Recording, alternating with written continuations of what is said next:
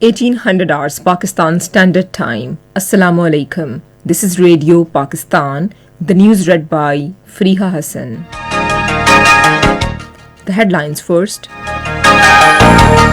Prime Minister says the government's foremost priority is geo-economics and uplifting the economy.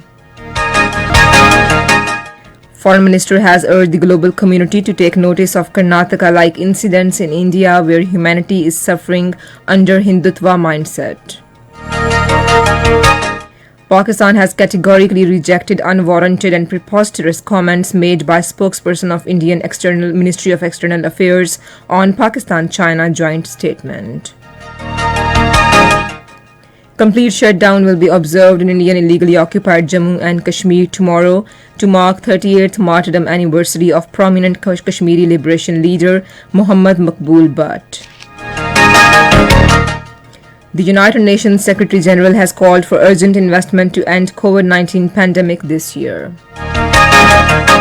In the second phase of 7th edition of Pakistan Super League, Multan Sultans will take on Peshawar Zalme on Lahore this evening. And now the news in detail. Prime Minister Imran Khan has invited other countries to join and invest in China-Pakistan Economic Corridor project, emphasizing that the government's foremost priority is geo-economics and to uplift the national economy. In an interview with Director of Advisory Committee of China Institute of Fudan University, Dr. Eric Lee, he said raising suspicion on the corridor project makes no sense. He said Pakistan sees the CPEC and Gwadar projects as a great opportunity for its geo-economics. The Prime Minister said his priority is the people of Pakistan and lift them out of poverty while taking a cue from China. Imran Khan said both Pakistan and China have always stood by each other in difficult times. He said this all-weather relationship has transformed into a people-to-people friendship. Prime Minister Imran Khan has asked the ministries to keep national interest foremost and find out-of-the-box solutions to achieve the desired targets. In his address at the certificate awarding ceremony for the top 10 best-performing ministries and divisions in Islamabad today, he said resolution of public issues through effective policy making and good governance is important. The Prime Minister stressed that improved performance of ministries is very critical to achieve target of making Pakistan self-sufficient. He said the government is fully focusing on ensuring good governance and improving living standard of masses. The Prime Minister expressed the confidence that increasing exports, finding import substitution and poverty alleviation are significant areas of national interest. He called for exploring non-traditional ways to meet economic challenges.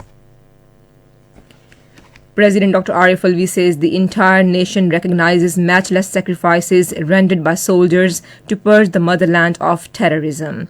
Telephonically talking to heirs of 18 security personnel martyred in different acts of terrorism, the President said nation is proud of these sacrifices of martyrs. President Dr. Arif Alvi also telephoned to families of 10 soldiers martyred in Kech area of Balochistan and expressed grief and sorrow over the tragic loss of lives. Minister for Information and Broadcasting Chaudhry Fawad Hussain says the country's economy is gaining strength. In a tweet today, he said the government has further increased salaries of employees by 15%. He was confident that the income will further increase in 1 year time. Chaudhry Fawad Hussain said Prime Minister Imran Khan is making Pakistan an Islamic welfare state and all measures are being taken keeping in view this manifesto. Foreign Minister Shah Mahmood Qureshi says India is committing massive human rights violations in illegally occupied Jammu and Kashmir, where innocent civilians are facing oppression of Hindutva mindset. He was speaking at an arts exhibition held in Islamabad today to pay tributes to Kashmiris' just struggle for their right to self-determination. Shah Mahmood Qureshi said in the India of Gandhi and Nehru is being overtaken by the Hindutva mindset, which is dangerous for regional tranquility and harmony. Talking about recent incident of harassment of a Muslim girl in Indian state of Karnataka, the foreign minister said minorities, especially Muslims, are facing worst kind of discrimination in India. Foreign Minister Shah Mahmood Qureshi says Pakistan is pursuing a proactive foreign policy with focus on global agenda.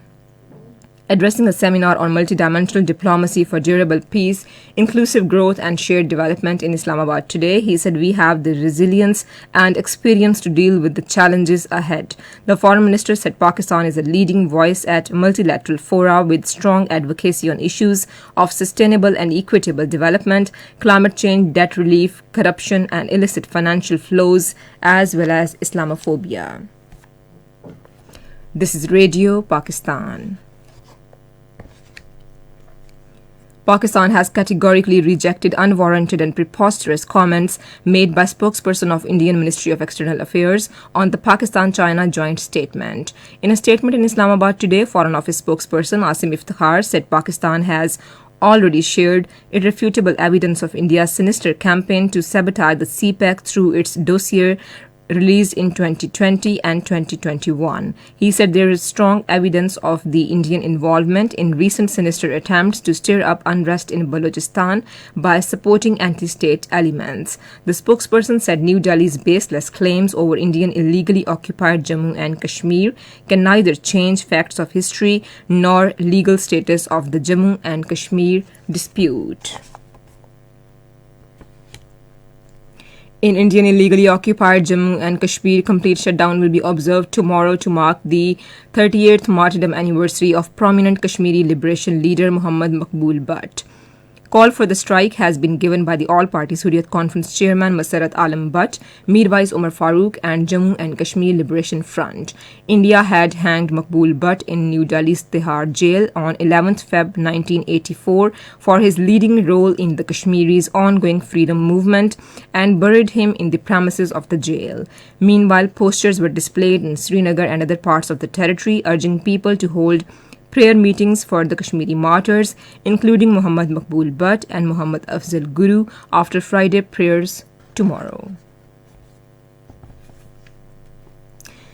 The United Nations has announced to provide assistance to 9 million needy Afghans this year. The Food and Agriculture Organization of the United Nations in a tweet said we continue reaching the most remote rural areas in Afghanistan. It said the organization received a $65 million contribution from the Asian Development Bank for Afghanistan. It said the grant would boost food security and support livelihoods in the cash-strapped Asian country. United Nations Secretary General Antonio Guterres has called for urgent investment to end the COVID-19 pandemic this year. He was addressing virtual launch of the Access to COVID-19 Tools Accelerator Advocacy Campaign for 2022 in New York. He said pandemic could be defeated this year, but only if vaccines, tests and treatments are made available to all people. The United Kingdom has asked Russia to withdraw its troops from Ukrainian border to ease tensions. British Foreign Secretary Liz Truss, at a press conference with Russian counterpart Sergei Lavrov in Moscow, said we need to see the troops and the equipment stationed on the Ukrainian border moved elsewhere because at present it is in a very threatening posture. And now, cricket. In the second phase of 7th edition of Pakistan Super League, Multan Sultans will take on Peshawar Zalmi in Lahore today. The match will start at 7:30 p.m. And finally, the weather report. Mainly cold and dry weather is expected in most parts of the country during the next 12 hours. And to end the news, here once again are few of the headlines. Prime Minister says the government's foremost priority is geo-economics and uplifting the economy. Foreign Minister has urged the global community to take notice of Karnataka-like incidents in India where humanity is suffering under Hindutva mindset.